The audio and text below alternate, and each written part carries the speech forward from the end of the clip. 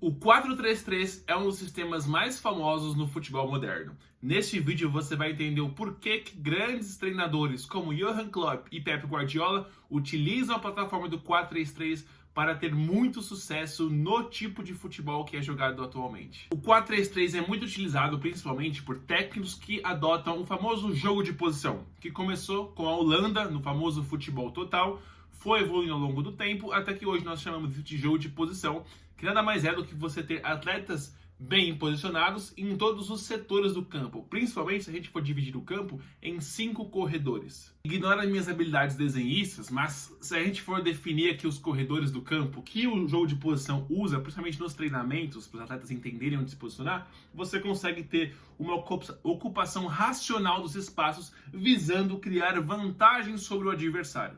No começo dos anos 2000, um dos sistemas mais utilizados era o famoso 4-4-2, que foi, por exemplo, utilizado pelo Manchester United, campeão de 99 da Champions League, campeão da temporada 2007-2008. O 4-4-2 ele era muito utilizado. E o 4-3-3, por si só, na sua configuração original, ele já cria uma das principais vantagens, que é a vantagem no meio de campo, esse 3 contra 2.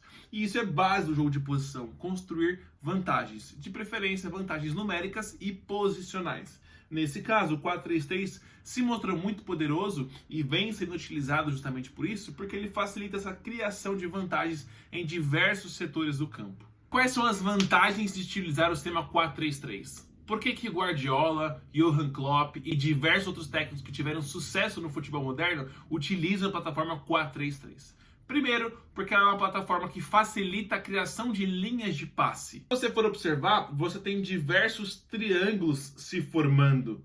Isso facilita a circulação de bola, a quebra de pressão, o recurso do terceiro homem, que eu já citei aqui no canal. Então facilita você construir o seu jogo tocando a bola como faz o Manchester City, ou até com as corridas, com uma velocidade um pouco maior, com um ataque mais rápido, um ataque mais vertical, que é a ideia do Klopp da escola alemã, por exemplo. Um ponto poderosíssimo do sistema 4-3-3 é que ele garante diversos tipos de variações táticas. Por exemplo, a equipe do Guardiola, ela usou por muito tempo os laterais jogando por dentro.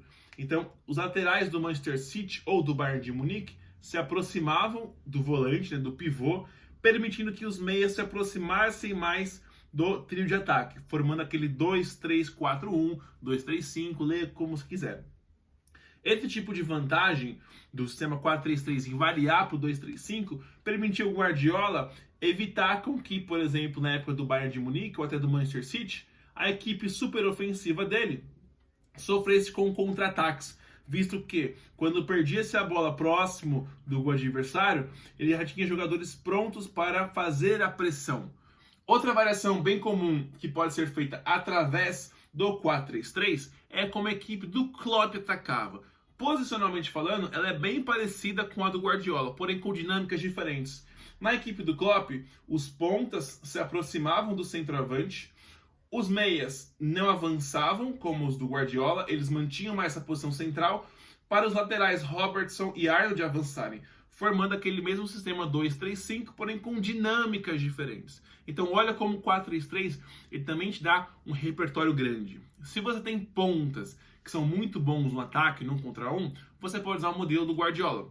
Agora, se o time tem laterais que são muito bons no ataque, você poderia usar laterais na amplitude do campo, atacando a profundidade. Então, características diferentes de acordo com o elenco que você tem. Veja como o 4-3-3, ele é um sistema tático base, mas diversas equipes usam 4-3-3 com dinâmicas diferentes. Então aqui a gente já quebra um conceito de que a equipe tem que jogar no sistema tático X, ou a equipe joga no 4-4-2, outra no 4-3-3, e é isso que as difere. Não, o sistema tático, a posição de origem dos atletas em campo, ela é justamente isso, a origem, a base do sistema. Porém, as ideias de jogo, os comportamentos é o que diferem.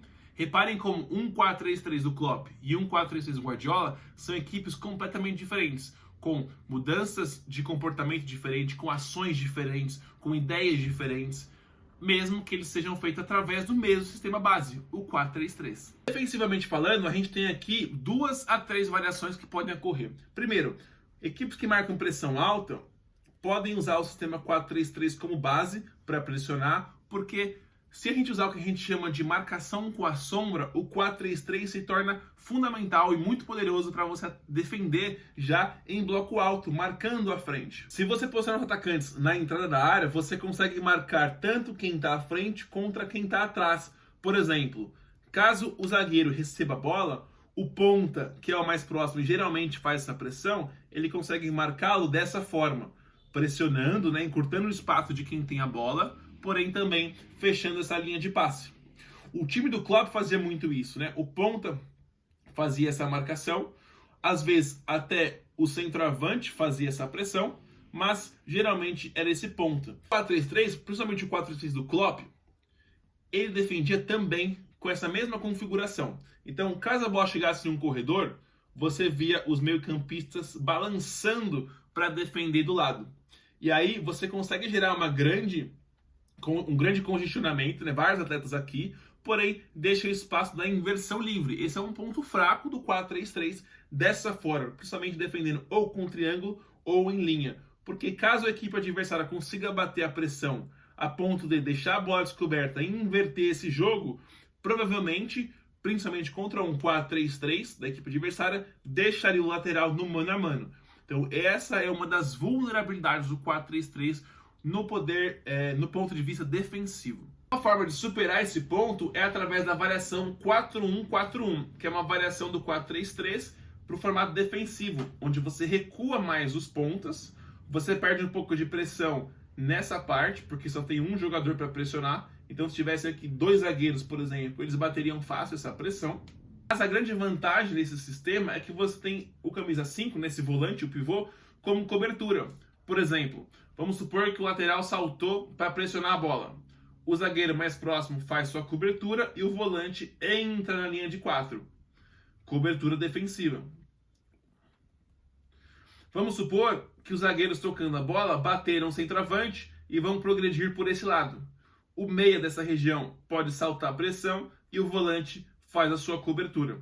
Então, o 4-1-4-1 ele serve justamente para poder se defender um pouco melhor, usando o sistema 4-3-3 como base. Claro que tem as suas brechas, como eu mencionei, como todo o sistema, mas é uma forma de você enriquecer um pouco mais o seu poder defensivo usando o 4-3-3 como base. Nesse vídeo aqui, eu vou mostrar para você algumas dinâmicas da base, sistema 4-3-3 e variações táticas que podem surgir, comportamentos diferentes de acordo com a ideia do treinador. Então repare como o mesmo sistema, o 4-3-3, pode gerar equipes completamente diferentes, porque o Liverpool do Klopp tem um tipo de modelo de jogo, tinha um tipo de modelo de jogo totalmente diferente do Manchester City e do Pep Guardiola. Porém, ambos com jogo de posição e ambos com o 4-3-3 como base. Eu sou o João Vitor, sou treinador de futebol, licenciado pela CBF Academy. Você acabou de assistir mais um vídeo aqui no Futebol Traduzido, o canal onde eu destrincho e falo os detalhes do futebol. Eu traduzo esse esporte para você ter o maior entendimento do jogo, gostar mais do jogo, apreciar mais a partida, porém de uma forma bem simples para você entender, sem todos aqueles termos técnicos e táticos difíceis de compreender.